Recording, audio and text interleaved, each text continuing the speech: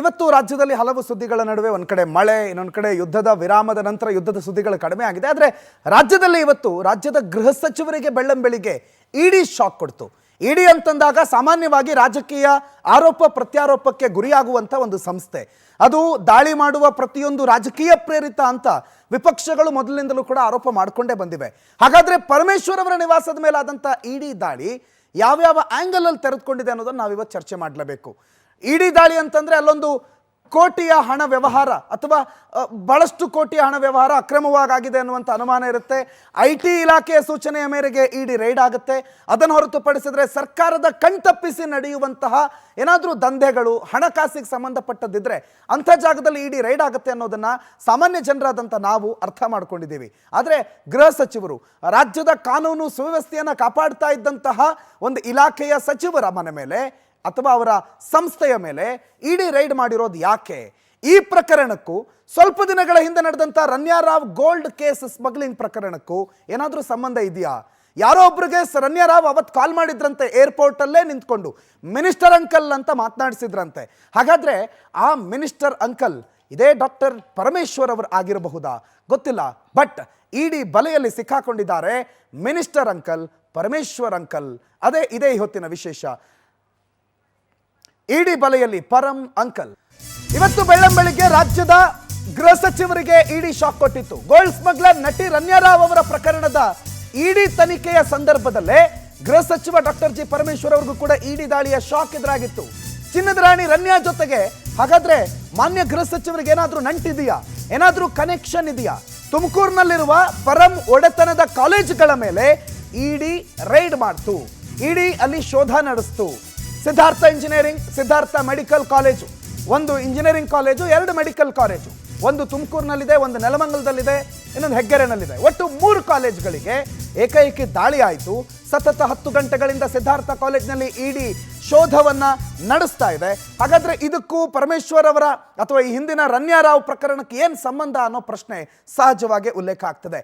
ರನ್ಯಾರಾವ್ ಬೆಂಗಳೂರು ಅಂತಾರಾಷ್ಟ್ರೀಯ ಏರ್ಪೋರ್ಟ್ನಲ್ಲಿ ಈ ಚಿನ್ನದ ಸ್ಮಗ್ಲಿಂಗ್ ಪ್ರಕರಣಕ್ಕೆ ಸಂಬಂಧಪಟ್ಟಂತೆ ಈಗಾಗಲೇ ಮೊನ್ನೆ ಬೇಲ್ ಸಿಕ್ತು, ಹೊರಗಡೆ ಬರೋದಕ್ಕೆ ಕಷ್ಟಪಟ್ಟಿದ್ರು, ಬಂದ್ರು. ಈಗ ಇಡಿ ಅಧಿಕಾರಿಗಳು 14 ಜನರ ತಂಡವಾಗಿ ಸಿದ್ಧಾರ್ಥ ಕಾಲೇಜಿನಲ್ಲಿ ಶೋಧ ನಡೆಸ್ತಿದ್ದಾರೆ. ಕಳೆದೆರಡು ವರ್ಷ ಬೇರೆ ಬೇರೆ ಕಡೆಯಲ್ಲಿ ಆಸ್ತಿ ಖರೀದಿ ಮಾಡಿದಾರಂತೆ ಡಾಕ್ಟರ್ ಪರಂ.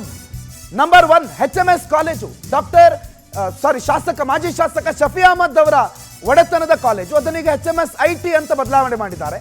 ಅದು ಮೊದಲು HMS ಅಂತಿತ್ತು. 95 ಕೋಟಿಗೆ ಕಾಲೇಜನ್ನ ಖರೀದಿ ಮಾಡಿರೋದು ಅನ್ನುವ ದಾಖಲೆಯನ್ನ ಇಡಿ ವಶಕ್ಕೆ ಪಡ್ಕೊಂಡಿದೆ. ಆದರೆ ಅದು 95 ಅಲ್ಲ, 140 ಕೋಟಿ ಅಂತೆ ಅನ್ನುವ ಮಾತುಗಳು ಕೂಡ ಕೇಳಿಬರ್ತಿದೆ. ಇನ್ನೊಂದು ತುಮಕೂರಿನ ಬಂಡಿಮನೆ ಕಲ್ಯಾಣ ಮಂಟಪ, ಅದನ್ನ ಕೂಡ ಖರೀದಿ ಮಾಡಿದ್ರು. ಅದೇ ಕಲ್ಯಾಣ ಮಂಟಪ ಪಕ್ಕದಲ್ಲಿರುವಂತಹ ಟಾಟಾ ಶೋರೂಮ್ನ ಜಾಗವನ್ನ ಕೂಡ ಖರೀದಿ ಮಾಡಿದ್ರು. ಈ ಖರೀದಿಯಾಗಿರುವ ಹಣ ಮತ್ತು ರನ್ಯಾರಾವ್ ಗೋಲ್ಡ್ ಸ್ಮಗ್ಲಿಂಗ್ ಕನೆಕ್ಟ್ ಆಗಿದೆ ಅಂತ ಮಾತುಗಳು ಕೇಳಿಬರ್ತಾ ಇದೆ. ಈ ಗೋಲ್ಡ್ ಸ್ಮಗ್ಲಿಂಗ್ನ ಹಣ ಇಲ್ಲಿ ಹೂಡಿಕೆ ಆಗಿದೆ. ಅದು ಪರಮೇಶ್ವರ್ ಅವರ ಮುಖಾಂತರ ಅವರ ವಿದ್ಯಾಸಂಸ್ಥೆಯಲ್ಲೂ ಹೂಡಿಕೆ ಆಗಿದೆ. ಪರಮೇಶ್ವರ್ ಅವರು ಇತ್ತೀಚೆಗೆ ಏನೇನು ಖರೀದಿ ಮಾಡಿದ್ರಲ್ಲ ಅದರಲ್ಲೂ ಕೂಡ ಇದೆಲ್ಲ ಇನ್ವಾಲ್ವ್ಮೆಂಟ್ ಇದೆ ಅನ್ನುವ ಆರೋಪ ಸಾಮಾನ್ಯವಾಗಿ ಬರ್ತಾ ಇದೆ. ಒಬ್ಬರು ಗೃಹ ಸಚಿವರು ಖರೀದಿ ಮಾಡಿರುವಂಥ ಆಸ್ತಿ, ಅದಕ್ಕೆ ಒಂದು ಗೋಲ್ಡ್ ಸ್ಮಗ್ಲಿಂಗ್ ಮಾಡಿರುವಂಥ ಯುವತಿಯ ಫಂಡಿಂಗು ಮತ್ತು ಈ ಶಫಿ ಅಂತೇನು ಮಾತನಾಡಿದ್ವಲ್ಲ ಮಾಜಿ ಶಾಸಕ, HMS ಕಾಲೇಜಿನ ಹಿಂದಿನ ಓನರ್, ಅವ್ರ ಮಗ ದುಬೈನಲ್ಲಿ ಗೋಲ್ಡ್ ಬಿಸ್ನೆಸ್ನಲ್ಲೇ ಇರೋನು ಅನ್ನೋದು ಕೂಡ ಈ ಎಲ್ಲ ಲಿಂಕ್ಗೆ ಕಾರಣ ಆಗಿರೋದು. ಶಫಿ ಅವ್ರ ಹತ್ರ ಕಾಲೇಜನ್ನು ಖರೀದಿ ಮಾಡಿದಂತಹ ಪರಮೇಶ್ವರ್ 90 ಕೋಟಿಗೆ ಅಂತ ಅದರ ದಾಖಲೆಯನ್ನು ಇಟ್ಕೊಂಡಿದ್ದಾರೆ. ಆದರೆ ಆ ಕಾಲೇಜು 140 ಕೋಟಿಗೆ ವ್ಯವಹಾರ ಆಗಿದೆ ಅನ್ನುವ ಮಾಹಿತಿಯನ್ನು ಕೂಡ ಇಡಿ ಅಧಿಕಾರಿಗಳು ಕಲೆ ಹಾಕಿದ್ದಾರೆ ಅಂತ ಹೇಳಲಾಗ್ತದೆ. ಬಟ್ ಇಡಿ ದಾಳಿ ಅದು ಆಗಿರುವ ಕಾರಣ ಇದಮಿತ್ತಮ್ ಅಂತ ಗೊತ್ತಿಲ್ಲ, ಇಂಥದ್ದೇ ಕಾರಣಕ್ಕಾಗಿದೆ ಅಂತ ಗೊತ್ತಿಲ್ಲ. ಬಟ್ ಆಲ್ರೆಡಿ ಇಡಿ ಈಗಾಗಲೇ ಹಲವು ವಿಚಾರಗಳನ್ನು ಒಂದೊಂದಾಗೆ ಬಯಲು ಮಾಡೋ ಪ್ರಯತ್ನದಲ್ಲಿದೆ. ಈ ಸಿದ್ಧಾರ್ಥ ಕಾಲೇಜ್ನಲ್ಲಿ ಇಡಿ ರೈಡ್ ಆಗಿ ಆ ದಾಖಲೆಗಳ ಪರಿಶೀಲನೆ ಕಳೆದ 10 ಗಂಟೆಗಳಿಂದ ನಡೀತಾ ಇದ್ರೆ, ನಟಿ ರನ್ಯಾರಾವ್ 14 kg 200 ಗ್ರಾಂ ಚಿನ್ನದ ಗಟ್ಟಿ ಮೈಗೆ, ಬ್ಯಾಗಲ್ಲಿ, ಅಲ್ಲಿ ಇಲ್ಲಿ ಎಲ್ಲ ಅಂಟಿಸ್ಕೊಂಡು ದುಬೈಯಿಂದ ಬೆಂಗಳೂರಿಗೆ ತಗೊಂಡು ಬರೋ ಸಂದರ್ಭದಲ್ಲಿ ಸ್ಮಗ್ಲಿಂಗ್ ಕೇಸ್ನಲ್ಲಿ ಆಕೆ ಅರೆಸ್ಟ್ ಆಗ್ತಾಳೆ. ರನ್ಯಾರಾವ್ ಬಗ್ಗೆ ಸಾಕಷ್ಟು ಮಾಹಿತಿಯನ್ನ ಕಲೆ ಹಾಕಿ ಇಡಿ ಕಾರ್ಯಾಚರಣೆಯನ್ನು ನಡೆಸ್ತಾ ಇದೆ. ರನ್ಯಾರಾವ್ನನ್ನ ವಶಕ್ಕೆ ಪಡೆದು DRI ತಂಡ ಕೂಡ ವಿಚಾರಣೆಯನ್ನ ನಡೆಸಿತ್ತು. DRI ವಶಕ್ಕೆ ಪಡೆದ ಸಂದರ್ಭದಲ್ಲಿ ನಟಿ ರನ್ಯಾ ಒಂದು ಕಾಲ್ ಮಾಡ್ತಾರಂತೆ. ಒಬ್ಬರು ಮಿನಿಸ್ಟ್ರಿಗೆ ಅವರು ಕಾಲ್ ಮಾಡ್ತಾರೆ. ರಾಜ್ಯದ ಪ್ರಭಾವಿ ಸಚಿವರೊಬ್ಬರಿಗೆ ರನ್ಯಾರಾವ್ ಕರೆ ಮಾಡಿದ್ರು ಅನ್ನುವ ಮಾಹಿತಿಯನ್ನ ನಾನು ಹೇಳ್ತಾ ಇರೋದಲ್ಲ ಅಥವಾ ಬಿಜೆಪಿಯವರು ಹೇಳ್ತಾ ಇರೋದಲ್ಲ. ಏನ್ ಅವತ್ತು ಸಬ್ಮಿಟ್ ಆಗಿತ್ತಲ್ಲ ಆಕೆಯ ಅರೆಸ್ಟ್ ಆಗಿರುವಂತ ಏನು ಡೈರಿ ಇದೆಯಲ್ಲ ಅದರಲ್ಲೇ ಬಹಳ ಸ್ಪಷ್ಟವಾಗಿ ಅವರು ಉಲ್ಲೇಖ ಮಾಡಿದ್ದಾರೆ. ಒಬ್ರು ಕಾಲ್ ಮಾಡಿದ್ರು, ಪ್ರಭಾವಿ ಮಿನಿಸ್ಟರ್ ಕಾಲ್ ಮಾಡಿದ್ರು, ನಟಿ ರಮ್ಯಾ ಅಂತ. ಈ ಪ್ರಭಾವಿ ಮಿನಿಸ್ಟರು ಏನಾದರೂ ಪರಮೇಶ್ವರ್ ಆಗಿರೋ ಸಾಧ್ಯತೆ ಇದೆಯಾ? ಯಾಕೆ ಪರಮೇಶ್ವರೇ ಅನ್ನುವಂಥ ಅನುಮಾನ ಇಲ್ಲಿ ನಾವು ವ್ಯಕ್ತಪಡಿಸ್ತಾ ಇದ್ದೀವಿ ಅಂತಾನೂ ಕೂಡ ಅದಕ್ಕೂ ಕೂಡ ಒಂದು ಸಂಬಂಧಿತ ಬ್ರೇಕಿಂಗ್ ಇದೆ. ಹಾಗಾದ್ರೆ ಈ ಪ್ರಭಾವಿ ಸಚಿವರಿಗೆ ಕಾಲ್ ಮಾಡಿದ್ರಲ್ಲ, ಈ ಪ್ರಭಾವಿ ಸಚಿವರು ಯಾರಾಗಿರೋಕ್ಕೆ ಸಾಧ್ಯ? ರಮ್ಯಾ ರಾವ್ ಅವರಿಗೆ ಬಹಳ ಆಪ್ತರಾಗಿರುವ ಪ್ರಭಾವಿ ಅಂತಂದ್ರೆ ಯಾರು? ಅವ್ರ ತಂದೆ, ರಮ್ಯಾ ರಾವ್ ಅವರ ತಂದೆ ನಾನು ಆಗ್ಲೇ ಹೇಳಿದ್ನಲ್ಲ, ರಾಜ್ಯ ಪೊಲೀಸ್ ವಸತಿ ನಿಗಮದ ಮಹಾನಿರ್ದೇಶಕರಾಗಿದ್ದವರು. ಹಾಗಾಗಿ ಅವರಿಗೆ ಆಪ್ತರೊಬ್ಬರು ಸಚಿವರು ಇರ್ತಾರೆ ಅಂತಂದ್ರೆ ಅವರದ್ದೇ ಇಲಾಖೆಯನ್ನು ನಿರ್ವಹಿಸುವ ಗೃಹ ಇಲಾಖೆ ಸಚಿವರಾಗಿರಬಹುದಾ? ಮತ್ತು ರಮ್ಯಾ ರಾವ್ ಕಾಲ್ ಮಾಡಿರೋದು ಪರಮ್ ಅಂಕಲ್ಗೇನಾ? ಯಾರೋ ಒಬ್ರು ಅಂಕಲ್, ಮಿನಿಸ್ಟರ್ ಅಂಕಲ್ ಕಾಲ್ ಮಾಡಿದ್ರಲ್ಲ, ಅದು ಪರಮೇಶ್ವರನ ಅನ್ನುವ ಪ್ರಶ್ನೆ ಸಹಜವಾಗಿ ಹುಡ್ಕೊಂಡಿದೆ. ಹಾಗಾದ್ರೆ ರಮ್ಯಾ ರಾವ್ ಯಾರಿಗೆ ಕಾಲ್ ಮಾಡಿದ್ದು? ಪರಮೇಶ್ವರ್ ಅವರಿಗೆ ಕಾಲ್ ಮಾಡಿದ್ದ? ಎಲ್ಲ ಪ್ರಶ್ನೆಗಳು ಸದ್ಯಕ್ಕೆ ಬಹಳ ದೊಡ್ಡ ಮಟ್ಟದಲ್ಲಿ ರಾಜಕಾರಣದಲ್ಲಿ ಸದ್ದು ಮಾಡ್ತಾ ಇರೋ ಸಂದರ್ಭದಲ್ಲಿ ನಾವು ಈ ವಿಚಾರವನ್ನು ಈ ಕ್ಷಣದಲ್ಲಿ ಚರ್ಚೆ ಮಾಡಲೇಬೇಕು. ಚರ್ಚೆಯಲ್ಲಿ ಭಾಗವಹಿಸೋದಕ್ಕೆ ನಮ್ಮ ಜೊತೆಗಿದ್ದಾರೆ ಕಾಂಗ್ರೆಸ್ನ ಮುಖಂಡರು ನಟರಾಜ್ ಗೌಡ್ರೆ. ಕಾರ್ಯಕ್ರಮಕ್ಕೆ ಆತ್ಮೀಯವಾದಂಥ ಸ್ವಾಗತ. ನಮಸ್ತೆ. ಬಿಜೆಪಿಯ ವಕ್ತಾರರಾಗಿರುವಂತಹ ಕಿರಣ್ ಅಣಿಗೇರಿ ಸರ್ ಇದ್ದಾರೆ. ಅಣಿಗೇರಿ ಸಾಹೇಬ್ರೆ, ತಮಗೂ ಕೂಡ ಕಾರ್ಯಕ್ರಮಕ್ಕೆ ಸ್ವಾಗತ. ಗೌಡ್ರೆ, ನಿಮ್ಮಿಂದನೇ ಸ್ಟಾರ್ಟ್ ಮಾಡ್ತೀನಿ. ಕನೆಕ್ಷನ್ನು, ಈ ಡಾಟ್ ಕನೆಕ್ಟ್ ಮಾಡೋದು ಪಾಲಿಟಿಕ್ಸ್ನಲ್ಲಿ ಹೊಸತೇನಲ್ಲ. ಈ ಡಾಟ್ ಕನೆಕ್ಟ್ ಆಗ್ತಾ ಇದೆ. ಇಲ್ಲಿ ಯಾರಿಂದ ಕಾಲೇಜನ್ನು ಪರ್ಚೇಸ್ ಮಾಡಿದ್ರು ಅವರ ಮಗ ದುಬೈಯಲ್ಲಿ ಗೋಲ್ಡ್ ವ್ಯವಹಾರ ಮಾಡ್ತಾ ಇರೋನು. ನಟಿ ರಮ್ಯಾ ರಾವ್ ಬಂದ್ಬಿಟ್ಟು ಇಲ್ಲಿ ಕಾಲ್ ಮಾಡಿರೋದು ಒಬ್ರು ಮಿನಿಸ್ಟರ್ ಅಂಕಲ್ಗೆ. ಅದು ಯಾವ ಮಿನಿಸ್ಟ್ರು ಆಪ್ತರು ಅಂತ ಒಂದು ವೇಳೆ ನೀವು ಅವಲೋಕನೆ ಮಾಡಿದ್ರೆ ಇವರೇ ಅಂತಲ್ಲ, ಅವರೇ ಅಂತಂದ್ರೆ ಅದು ಎಲ್ಲೋ ಪರಮೇಶ್ವರ್ ಅಂತ ಕಾಣ್ತಾ ಇದೆ. ಏನನ್ನುತ್ತೆ? ಈಗ ನೋಡಿ, ಈಗ ನೀವು ಇಲ್ಲಿ ಹೇಳ್ತಾ ಇರ್ತಕ್ಕಂಥದ್ದು ಕನ್ಫರ್ಮೇಷನ್ ಅಲ್ಲ, ಊಹಾಪೋಹ. ಯಾಕಂದರೆ ಅವ್ರ ಮೇಲೆ, ಅವ್ರ ಇನ್ಸ್ಟಿಟ್ಯೂಷನ್ಸ್ಗಳ ಮೇಲೆ ಇಡಿ ರೈಡ್ ಮಾಡಿರೋದು ಅದು ಗೊತ್ತಿರೋವಂಥದ್ದೇ. ಆದರೆ ರೈಡ್ ಮಾಡಿರೋರು ಏನೇನು, ಯಾವ್ದ್ಯಾವ್ದಕ್ಕೆ ಲಿಂಕ್ ಇದೆ, ಯಾವ್ದ್ಯಾವ್ದು ಸಂಬಂಧ ಇದೆ, ಎಲ್ಲೆಲ್ಲಿ ಹಣದ ವ್ಯವಹಾರ ಆಗಿದೆ ಅಂತ ಯಾರು ಅಫಿಷಿಯಲ್ಸ್ ನೇರವಾಗಿ ಹೇಳಿಲ್ಲ. ಆ ಥರ ಮಾಹಿತಿ ಬಂದಾಗ ನಾವು ಇದನ್ನ ಚರ್ಚೆ ಮಾಡೋದು ಉತ್ತಮ. ನಾನು ಒಂದು ಸಾರಿ, ನಿಮ್ಮನ್ನ ಇಂಟರಪ್ಟ್ ಮಾಡಿದ್ದಕ್ಕೆ ಸಾರಿ. ಈ ಡಾಕ್ಯುಮೆಂಟ್ಸ್ ಏನ್ ನೋಡ್ತಾ ಇದ್ದೀರಿ, ಇದರಲ್ಲಿ ಪರಮೇಶ್ವರ್ ಅವರ ಸಿಗ್ನೇಚರ್ ಇದೆ, ಗಮನಿಸ್ತಾ ಇದ್ದೀರಿ. Siddhartha academy of higher education represented by so and so ಅಂತ ಹೇಳಿ ಅದನ್ನ ಪರ್ಚೇಸ್ ಮಾಡಿರೋರ ಸಿಗ್ನೇಚರ್ ಕೆಳಗಡೆ ಬಹಳ ಸ್ಪಷ್ಟವಾಗಿದೆ. ಡಾಕ್ಟರ್ ಜಿ ಪರಮೇಶ್ವರ್ ಪರ್ಚೇಸರ್ ಅಂತ ಹೇಳಿ. ಇದು HMS ಅನ್ನುವಂಥ ಕಾಲೇಜ್, ಒಬ್ರು ಶಫಿ ಅನ್ನೋರಿಗೆ ಸೇರಿರುವಂಥ, ಶಫಿ ಅಹಮದ್ ಅನ್ನೋರಿಗೆ ಸೇರಿರುವ ಕಾಲೇಜು ಅಂತ ನಾವೇನು ಹೇಳಿದ್ವಲ್ಲ, 90 ಕೋಟಿಗೆ ಅದರ ಡೀಲ್ ಆಗಿತ್ತು, ಅಂದ್ರೆ ಅದರ ವ್ಯವಹಾರ ಆಗಿತ್ತು. ಅದನ್ನ ಪರ್ಚೇಸ್ ಮಾಡಿದ್ರು ಪರಮೇಶ್ವರ್, ಅದನ್ನ HMS IT ಅಂತ ಈಗ ಕರಿತಿದ್ದಾರೆ ಅಂತಂದ್ವಲ್ಲ, ಅದಕ್ಕೆ ಇಡಿ ಕಲೆಕ್ಟ್ ಮಾಡಿರುವ ಅಧಿಕೃತ ದಾಖಲೆ. ಈ ದಾಖಲೆ ಪ್ರಕಾರ 90 ಕೋಟಿಗೆ ಆ ಸೈಟ್ ಅಥವಾ ಜಾಗ, ಆ ಕಾಲೇಜು, ಅದರ ಇನ್ಫ್ರಾಸ್ಟ್ರಕ್ಚರ್ ಅನ್ನ ಖರೀದಿ ಮಾಡಿದ್ದಾರೆ ಅಂತ ಹೇಳಲಾಗ್ತದೆ. ಡಾಕ್ಯುಮೆಂಟ್ಸ್ ಅನ್ನ ನಿಮ್ಮ ಮುಂದೆ ಇಟ್ಟಿದ್ದೀವಿ. ಗೌಡ್ರೆ ಪ್ಲೀಸ್. ಇಲ್ಲ, ಯಾಕಂದರೆ ಡಾಕ್ಟರ್ ಜಿ ಪರಮೇಶ್ವರ್ ಅವರು ಈಗಿನ ಗೃಹ ಸಚಿವರು, ಕಾಂಗ್ರೆಸ್ನ ಸೀನಿಯರ್ ಲೀಡರು, 8.5 ವರ್ಷಗಳ ಕಾಲ ಅವರು KPCC ಅಧ್ಯಕ್ಷರಾಗಿದ್ದರು. ಇದು ಪ್ರಥಮ ಬಾರಿಗೆ ಏನು ಇಡಿ ರೈಡ್ ಆಗ್ತಾ ಇಲ್ಲ. ಅವ್ರ ಮೇಲೆ 2019 ಕೂಡ IT ರೈಡ್ ಆಗಿತ್ತು ಅವರ ಇನ್ಸ್ಟಿಟ್ಯೂಷನ್ಸ್ಗಳ ಮೇಲೆ, ಇದೇ ಕಾಲೇಜು. ಸೊ ಆವಾಗಲೂ ಕೂಡ ಏನು ಅಂತಹ ವ್ಯವಹಾರ ಆಗಿಲ್ಲ ಅಂತ ಹೇಳಿ ಅದು ಮುಗಿದ ಅಧ್ಯಾಯ ಆಗಿತ್ತು. ಸೂಸೈಡ್ ಆಗಿತ್ತು ಗೌಡ್ರೆ. ಹೌದು, ಆ ಟೈಮಲ್ಲಿ ಅವರ ಒಬ್ಬ ಆಪ್ತ ಕಾರ್ಯದರ್ಶಿ ಒಬ್ಬ ಖಂಡಿತವಾಗಿ ಸೂಸೈಡ್ ಮಾಡ್ಕೊಂಡಿದ್ದ. ಅದಕ್ಕೆ ಕಾರಣಗಳು, ಅವನ ವೈಯಕ್ತಿಕ ಕಾರಣಗಳು, ಬೇರೆ ಕಾರಣಗಳು ಆ ಥರ ಸ್ಪಷ್ಟವಾಗಿ ಏನೂ ಇರಲಿಲ್ಲ. ಆದರೆ ಇಲ್ಲಿ ಏನಾಗ್ತಾ ಇದೆ ಅಂದರೆ, ಇವತ್ತು ಇಡಿ ರೈಡ್ ಮಾಡ್ತಾ ಇರ್ತಕ್ಕಂಥದ್ದು ಅದು ನಾನು ಸ್ವಾಭಾವಿಕ ಅಂತ ಹೇಳಕ್ಕೆ ಹೋಗಲ್ಲ. ಯಾಕಂದರೆ ಇಡಿ ಅನ್ನೋದು ಯಾವಾಗಲೂ ಏನು ಮಾಡ್ತಾ ಇದೆ ಅಂದರೆ, ಇಡೀ ದೇಶದಲ್ಲಿ ನಾನು ಕಳೆದ ಬಹಳ ವರ್ಷಗಳಲ್ಲಿ 5,445 ಇಡಿ ರೈಡ್ಗಳಾಗಿದ್ದಾವೆ. ಅದು ಯಾರು ಎಚ್ಚರೊಳಗೆ 90% ವಿರೋಧ ಪಕ್ಷದ ನಾಯಕರು, ಪೊಲಿಟಿಕಲ್ ರೈಡ್ಸಲ್ಲಿ ವಿರೋಧ ಪಕ್ಷದ ನಾಯಕರ ಮೇಲೆ ರೈಡ್ ಆಗ್ತವೆ. ಅದರೊಳಗೆ ಕನ್ವಿಕ್ಷನ್ ಬಂದರೆ ಕೇವಲ 35, ಅಂದರೆ ಲೆಸ್ ದ್ಯಾನ್ 1%. ಈ ರೀತಿಯಾಗಿ ಇಡಿನ ದುರುಪಯೋಗ ಕೇಂದ್ರ ಸರ್ಕಾರ ಮಾಡ್ಕೊತಾ ಇದೆ. ಅದು ನಮ್ಗೆ ಸ್ವಾಭಾವಿಕ ಗೊತ್ತಿದೆ. ಡಾಕ್ಟರ್ ಜಿ ಪರಮೇಶ್ವರ್ ಅವ್ರ ಮೇಲೆ ನನ್ನ ಪ್ರಕಾರ ಅನಗತ್ಯವಾಗಿ ಅವ್ರಿಗೆ ತೊಂದರೆ ಕೊಡೋ ಪ್ರಯತ್ನ ಏನಾದ್ರು ಮಾಡಿದ್ರೆ ಅದು ಒಳ್ಳೆಯ ಬೆಳವಣಿಗೆ ಅಲ್ಲ. ಯಾಕಂದರೆ ಡಾಕ್ಟರ್ ಜಿ ಪರಮೇಶ್ವರ್ ಅವರು ಎಜುಕೇಷನ್ ಇನ್ಸ್ಟಿಟ್ಯೂಷನ್ನ ಭಾಳ 16 ಕಾಲೇಜುಗಳು ನಡೆಸ್ತಾ ಇದ್ದಾರೆ. ಲಕ್ಷಾಂತರ ವಿದ್ಯಾರ್ಥಿಗಳು ಅವ್ರ ಕಾಲೇಜುಗಳಲ್ಲಿ ಇವಾಗಲೂ ಓದ್ತಾ ಇದ್ದಾರೆ. ಸೊ ಹಂಗಿರ್ಬೇಕಾದ್ರೆ ಅವರು ವ್ಯವಹಾರ ಖಂಡಿತ ಮಾಡೇ ಮಾಡ್ತಾರೆ. ಇನ್ನೊಂದು ಕಡೆ ಕಾಲೇಜು ಕೊಂಡ್ಕೊಳ್ಳೋದು ದೊಡ್ಡ ವಿಷಯ ಅಲ್ಲ. ಇನ್ನೊಂದು ಕಡೆ ಕಾಲೇಜ್ ನೆಲಮಂಗಲದಲ್ಲಿ ಕಾಲೇಜ್ ಮಾಡಿದರು 2019ರಲ್ಲಿ. ಅವಾಗಲೂ ಕೂಡ ಈ ಲೋಕಾಯುಕ್ತ ಸ್ವಲ್ಪ ಕಿರಿಕಿರಿ ಇತ್ತು ಅವಾಗ. ಆದರೆ ಯಾವುದೇ ಇದ್ರೂ ಕೂಡ ಅವರು ಕಾನೂನುಬದ್ಧವಾಗಿ ಕೆಲಸ ಮಾಡ್ತಾರೆ, ಕಾನೂನು ಗೌರವ ಕೊಟ್ಟೆ ಕೆಲಸ ಮಾಡ್ತಾರೆ.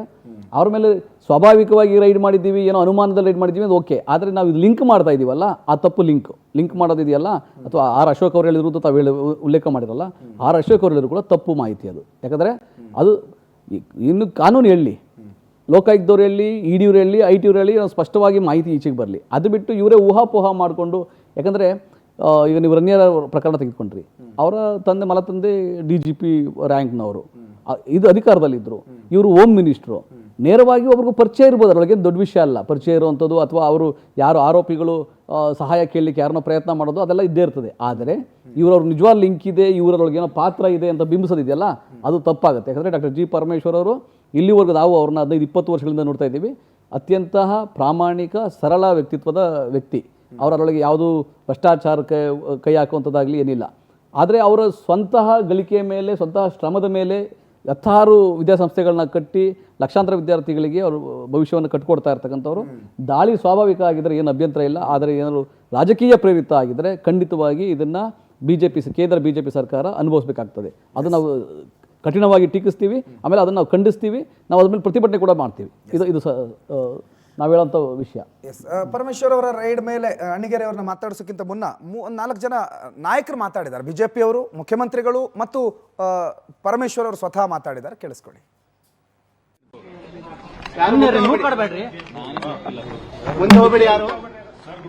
Good morning sir.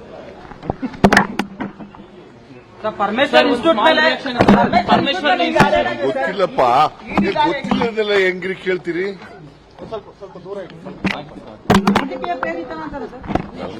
ಇಲ್ಲ, ಕೇಳ್ಬಿಟ್ಟು ಹೇಳ್ತೀನಿ.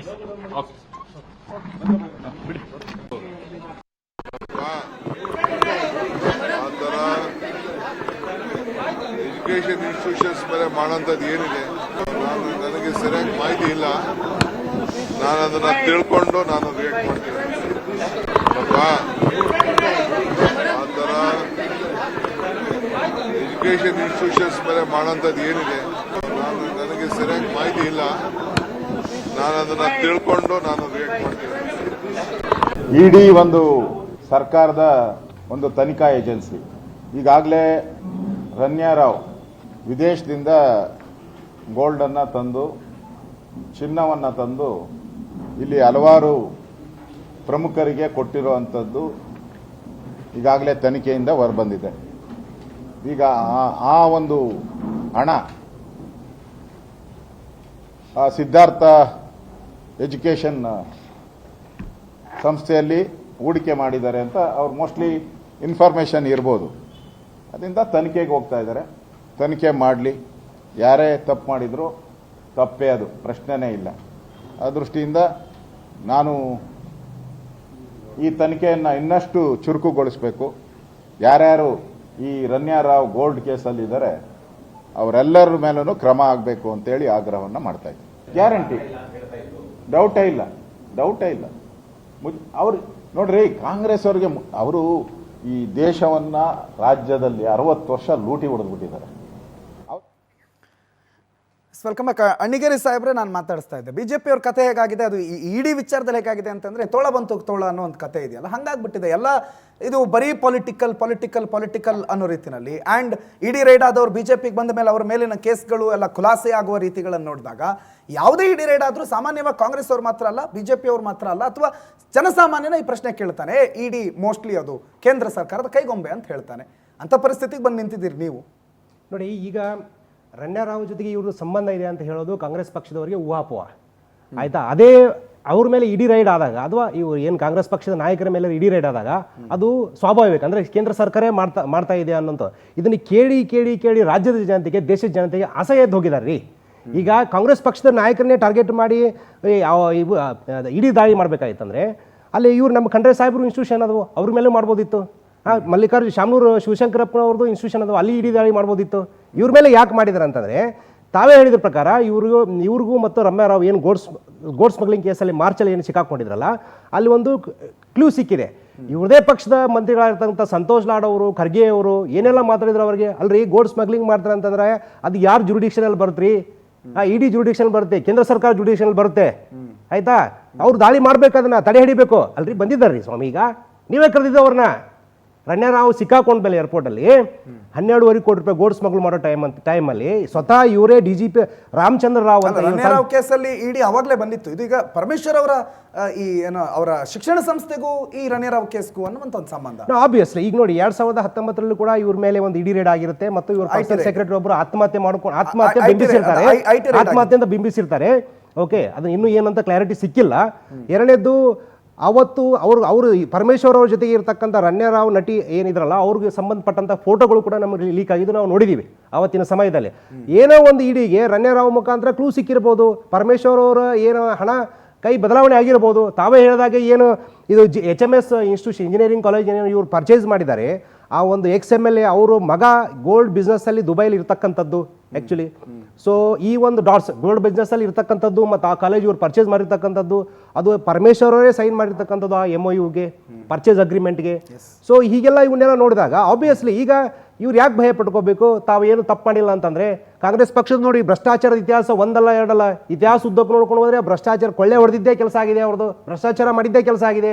ನಾವು ಹಿಂದೆ ನೋಡಿರ್ಬೋದು, ರಮೇಶ್ ಕುಮಾರ್ ಇವ್ರದೇ ಸ್ಪೀಕರ್, ಮಾಜಿ ಮಂತ್ರಿ, ಮಾಜಿ MLA ಅವರು ಒಮ್ಮೆ ಪಬ್ಲಿಕ್ ಸ್ಪೀಕಿಂಗ್ ಅಲ್ಲೇ ಹೇಳ್ತಾರೆ, ನೋಡ್ರಿ 3 ಜನ್ಮಕ್ಕಾಗಷ್ಟು ನಾವು ಕಾಂಗ್ರೆಸ್ ಪಕ್ಷದವರು ಈ ದೇಶನ ಕೊಳ್ಳೆ ಹೊಡೆದ್ಬಿಟ್ಟಿದೀವಿ, ಇನ್ನಾದ್ರೂ ಜನರಿಗೆ ಒಳ್ಳೇದು ಮಾಡೋಣ ಅಂತೇಳಿ ಇವ್ರ ಪಕ್ಷದವರೇ ಹೇಳಿದ್ದಲ್ಲ.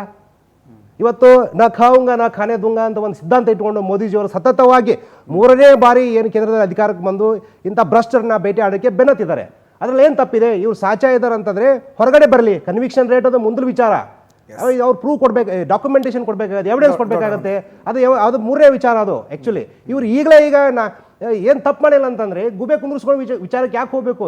EDನ ಕರ್ಕೊಂಡ್ ಬಂದಿದ್ದೇ ಇವ್ರ ಮಂತ್ರಿಗಳಲ್ವಾ? ರಾಜಾರೋಷವಾಗಿ ಮಾತಾಡಿದ್ರು ಅವಾಗ. ರಣ್ಯರಾವ್ ಗೋಲ್ಡ್ ಸ್ಮಗ್ಲಿಂಗ್ ಕೇಸ್ ಯಾರು DGP ರ್ಯಾಂಕ್ ಆಫೀಸರ್ ಸರ್ ರಣ್ಯರಾವ್ ತಂದೆಯವರು ಎಸ್ಕಾಟ್ ಕೊಟ್ಟು ಪೊಲೀಸರು ಹೊರ ಕರ್ಕೊಂಡ್ ಬರ್ತಾರೆ ಏರ್ಪೋರ್ಟಿಂದ ಅವ್ರನ್ನ. ಸೊ ಅದನ್ನ ಯಾಕೆ ಇದು ಲೋಪದೋಷ ಅಲ್ವಾ? ನಿಮ್ಮದೇ ಗೃಹ ಮಂತ್ರಿಗಳು, ನಿಮ್ಮ ರಾಮಚಂದ್ರ ರಾವ್ ನಿಮ್ಮ DGP ರ್ಯಾಂಕ್ ಆಫೀಸರ್ ಇದ್ದಾರೆ, ಅವರು ಪೊಲೀಸರು ಕೊಟ್ಟು ಅವ್ರ ಮಗಳನ್ನ ಹೊರಗಡೆ ಎಸ್ಕಾಟಿಂದ ಕೊಟ್ಟು ಕರ್ಕೊಂಡ್ ಬರ್ತಾರೆ ಅಂತಂದಾಗ ಗೃಹ ಮಂತ್ರಿಗಳು ಸುಮ್ಮನಿದ್ರು. ಇವರು ಉಳಿದ ಮಂತ್ರಿಗಳು ಯಾರು, ನಮ್ಮ ಲಾಡ್ ಅವರು, ಆಮೇಲೆ ನಮ್ಮ ಖರ್ಗೆ ಅವರು ಅಲ್ರಿ, ಅದು ಕೇಂದ್ರ ಸರ್ಕಾರ ಇದು ಅಧೀನಕ್ಕೆ ಬರುತ್ತೆ. ಅದು ಅವರು ಎನ್ಕ್ವೈರಿ ಮಾಡಲಿ ಬಿಡ್ರಿ, ಇಡಿ ಬರಲಿ ಬಿಡ್ರಿ, IT ದಾಳಿ ಮಾಡಲಿ ಬಿಡ್ರಿ, ಅವ್ರೇನು ಮಾಡ್ತಾರ್ರಿ ಅಂತೆಲ್ಲ ಇವರು ಮಾತಾಡಿದ್ರಲ್ಲ, ಬಡಾಯಿ ಕೊಚ್ಕೊಂಡ್ರಲ್ಲ. ಇವತ್ತು ಬಂದಿದೆ ಸ್ವಾಮಿ, ಇಡಿ ಬಂದಿದೆ ಇವತ್ತು ಯಾಕೆ ನೀವು ಮನೆಗೆ ಬೆಂಕಿ ಬಿದ್ದರೆ ಬಾಯಿ ಬಿಡ್ತಾ ಇದ್ದೀರಾ? ಜನ ನೋಡ್ತಾ ಇದ್ದಾರೆ, ಜನ ತೀರ್ಮಾನ ಮಾಡ್ತಾರೆ.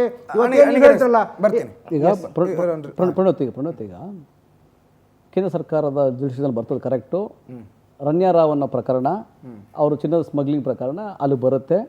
ಖಂಡಿತವಾಗಿ ಅವ್ರ ಮೇಲೆ ತನಿಖೆ ಮಾಡಬೇಕಾದ್ದು EDಯ ಜವಾಬ್ದಾರಿ ಅಥವಾ ITಯ ಜವಾಬ್ದಾರಿ, CBI ಎಂಟ್ರಿ ಆಗುತ್ತಾ, ಅದು ಅವ್ರು ಮಾಡಲಿ. ಅದರೊಳಗೇನು ಯಾರೇನು ಪ್ರಶ್ನೆ ಮಾಡಿ ಅಂತಲೇ ನಾವು ಹೇಳ್ತಾ ಇರೋದು, ಘಂಟಾಘೋಷವಾಗಿ ಹೇಳ್ತಾ ಇರೋದು. ಆದರೆ ಡಾಕ್ಟರ್ G. ಪರಮೇಶ್ವರ್ ಅವರ ಇನ್ಸ್ಟಿಟ್ಯೂಷನ್ ಮೇಲೆ ನೀವು ದಾಳಿ ಮಾಡ್ತಾ ಇರೋದು, ED ದಾಳಿ ಮಾಡ್ತಾ ಇರ್ತಕ್ಕಂಥದ್ದು ಕೇಂದ್ರ ಸರ್ಕಾರದ ಬೌದ್ಧಿಕ ದಿವಾಳಿತನ, ಕೇಂದ್ರ ಸರ್ಕಾರದ ರಾಜಕೀಯ ದ್ವೇಷ. ಅಫಿಷಿಯಲ್ ಬಂದರೂ ಕೂಡ, ಏನೇ ಅಫಿಷಿಯಲ್ ಬಂದರೂ ಕೂಡ ಕೇಂದ್ರ ಸರ್ಕಾರ ವಿರೋಧ ಪಕ್ಷದ ನಾಯಕರುಗಳ ಮೇಲೆ, ಈಗ ಕರ್ನಾಟಕದಲ್ಲಿ ಏನಾಯ್ತು, BJPಯ ಮಾಜಿ ಮಂತ್ರಿ, BJPಯ ಹಾಲಿ ನಾಯಕ ಜನಾರ್ದನ್ ರೆಡ್ಡಿ ಮೇಲೆ ಏನು ಕೇಸ್ ಇತ್ತು, ಏನು ಆಗೋದಿಲ್ಲ ಅಂತ ಸೇರ್ಸ್ಕೊಂಡಿರಲ್ಲ, ಮತ್ತೆ ಆನೆ ಬಲ ಬಂತು ಅಂತ ಹಣಕ್ಕಾಗಿ. ಅವ್ರಿಗೆ ಕನ್ವಿಕ್ಷನ್ ಆಯ್ತು ರೀ, ಅನರ್ಹ ಆದ್ರಿ ಅವರು, ಆಯ್ತಾ. ಕನ್ವಿಕ್ಷನ್ ಆದಂಥದ್ದು ಈಗ ಅವ್ರಿಗೆ ಮುಖಭಂಗ ಆಗಿದೆ ರಾಷ್ಟ್ರೀಯ ಮಟ್ಟದಲ್ಲಿ BJPಗೆ. ಅದಕ್ಕೆ ಮುಚ್ಕೋಬೇಕು, ಪ್ಯಾರಲಲ್ ಆಗಿ ಅದೇ ಜಾಗದಲ್ಲಿ ಮತ್ತೆ ಕರ್ನಾಟಕದಲ್ಲಿ ಹೋಗಿ ಇನ್ನೊಬ್ಬರ ಮೇಲೆ ನಾವು ವಿರೋಧ ಪಕ್ಷದ ಮೇಲೆ ತೊಂದರೆ ಕೊಡೋಣ ಅಂತ ಹೇಳಿ ಉದ್ದೇಶಪೂರ್ವಕವಾಗಿ ಜನಾರ್ದನ್ ರೆಡ್ಡಿಯಿಂದ ಇಡೀ ರಾಜ್ಯ BJP, ರಾಷ್ಟ್ರ BJPಗೆ ಆಗಿರೋ ಮುಖಭಂಗ ಮುಚ್ಕೊಳ್ಳೋಕ್ಕೋಸ್ಕರ ಮಾನ್ಯ ಡಾಕ್ಟರ್ G. ಪರಮೇಶ್ವರ್ ಅವ್ರ ಮೇಲೆ ಈ ತರ ದಾಳಿ ಮಾಡಿದ್ದಾರೆ. ಈಗ ರಣ್ಯಾರಾವ್ ಪ್ರಕರಣಕ್ಕೂ ಈ ದಾಳಿ, ರಣ್ಯಾರಾವ್ ಪ್ರಕರಣದಲ್ಲಿ ಏನಾದ್ರು ಇದ್ರೆ ಅಲ್ಲಿ ಕೇಸ್ ಆಗಿದೆಯಲ್ಲ, ಅದ್ರ ಜೊತೆಗೆ ಇವ್ರ ಹೆಸರು ಸೇರ್ಸ್ಕೊಂಡ್ಬಿಟ್ಟು ತನಿಖೆಯಲ್ಲೂ ಸೇರ್ಕೊಂಡ್ಬಿಡ್ತಾ ಇತ್ತು. ಬರೀ ED ಬಂದು ದಾಳಿ ಮಾಡ್ಬೇಕಂತೇನಿಲ್ಲ, EDನೂ ದಾಳಿ ಇಷ್ಟು ದಿನ ಬೇಕಾಗಲ್ಲ. ಆ ಥರ ಏನಾದ್ರು ಕ್ಲೂ ಇದ್ರೆ ED ಅನ್ನೋದು ಏನಾದ್ರು ಮಾಡ್ತದೆ ಗೊತ್ತಾ, ವಿತಿನ್ 48 hours, ವಿತಿನ್ 72 hours ಒಳಗೆ ಎಲ್ಲರಿಗೂ ನೋಟಿಸ್ ಕೊಟ್ಬಿಟ್ಟು, ಎಲ್ಲರಿಗೂ ಅಥವಾ ನೋಟಿಸ್ ಕೊಡ್ದಲ್ಲ ಎಲ್ಲ ಕಡೆ ದಾಳಿ ಮಾಡಿಬಿಡ್ತಾರೆ. ಈ ಪ್ರಕರಣ 6 ತಿಂಗಳು ಮಾಡಬೇಕಾಗಿಲ್ಲ, ಕಾಯ್ಬೇಕಾಗಿಲ್ಲ. ಇದು no connection at all, no connection at all. ಏನಾದ್ರು ಕನೆಕ್ಷನ್ ಇದ್ರೆ BJP ಕಚೇರಿಗೆ ಅಥವಾ EDಗೆ ಸಂಬಂಧ ಅಷ್ಟೇ ಕನೆಕ್ಷನ್.